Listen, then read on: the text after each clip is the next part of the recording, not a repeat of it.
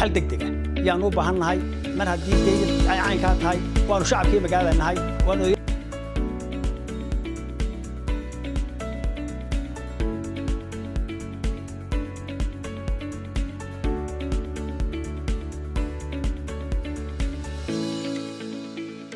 waxaan ka hadlaynaa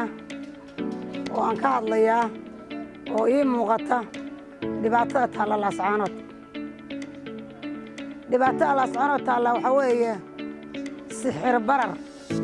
iyo lacagtayadii aanu isticmaali jirray oo la joojiyey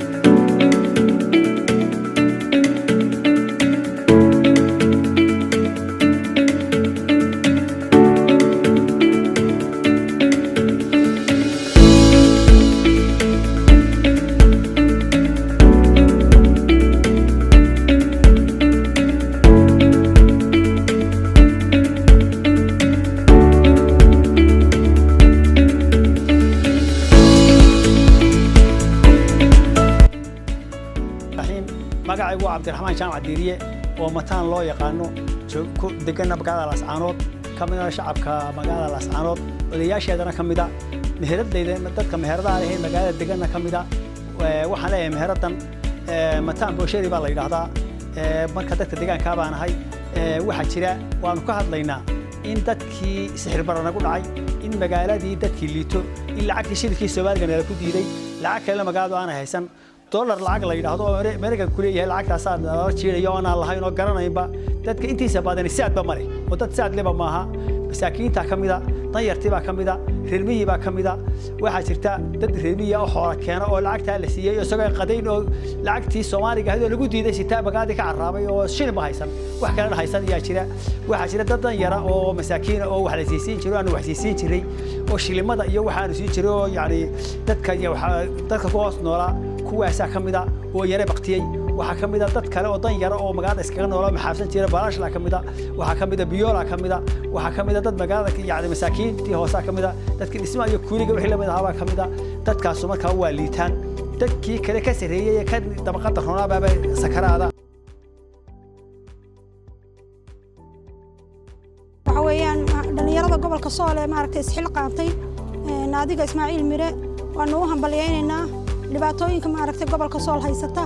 aad iyo aad ayaan walaalayaal maxaan ku raadayay lacagta dhacday ee maaragtay soo noqonaysa ay dhaqaale burbur magaalada ugu riday dhibaato badan baa maaragtay naga saameysay iyadoo maaragtay ganacsigii oo dhan uu hoos isu dhimay masaakiintii iyo dadkii danyarta ay aad maaragtay ay hoos u dhac ugu sameeyeen oo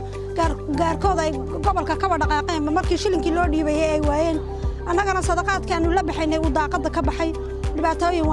weeyaan walaale magaaladu maxaan ku raadayay de wadan dhan oo bilaa lacag walaale lama arag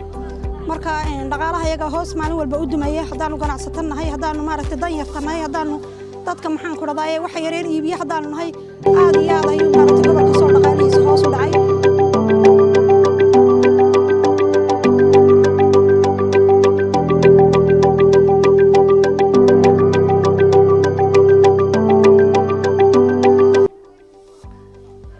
الرحمن الرحيم magacaygu waa Nuurudiin Axmed Saciid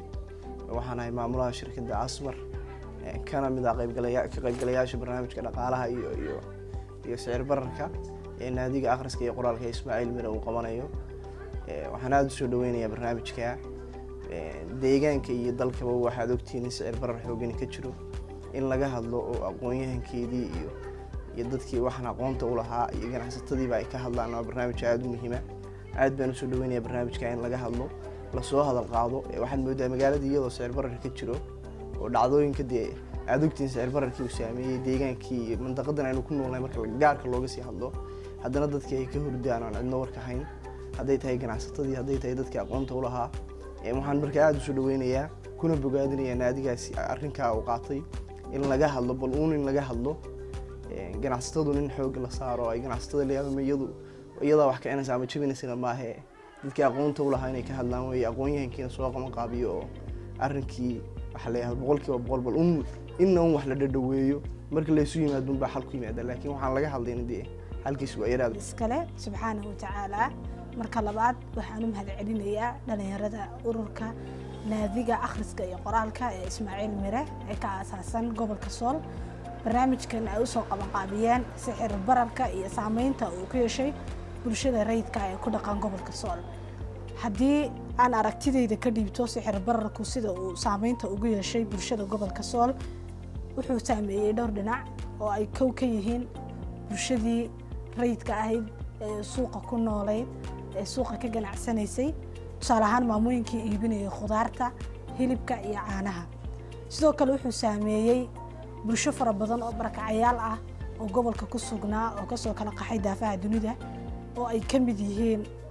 Soomaalida kasoo qaxday koonfurta Soomaaliya dad masaakiin oo kasoo qaxay Itoobiya sida qowmiyadda Oromiya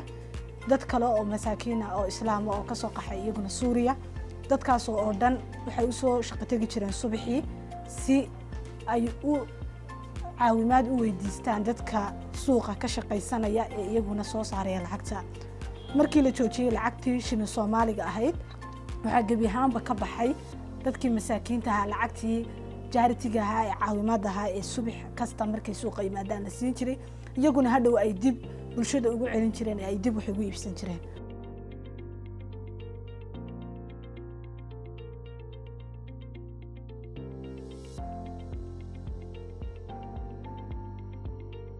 gaadhay laascaanood heer aanay dadku garanayn maxaa wax lagu sarrifaa waaba la ilaawi sarrifku hadda ma 45 buu maraya ma 50 buu maraya ma 20 buu maraya way cidba isma weydiinaysaa arrintaasi waa arrin khatar ah waa arrin keenaysa in hooyadu ilmaha markay u dirto iskuulka muso saacaan ay ka daba tagto oo ay ka daba geeysaa inta iyadu wax iibso waa arrin keenaysa wiilka baalashlahay inuu lacagta hooyadii ama adeerkii ama ayeydii mobilkeeda uu dhaho igu dir isaguna si uu wax u cuno waxa weeye waa inuu mobil kale raadsado oo hooyadii ama ayeydii ku waco si ay ugu soo dirto lacag wax ku cuno marka waxa weeye noloshii dadkeenii oo markooda horeba dad ma garanaysaa nugul oo boqolkiiba ma garanaysaa 80 dadkeen dad ay nugul ahaayeen iminkana waxaa timi inay mar labaad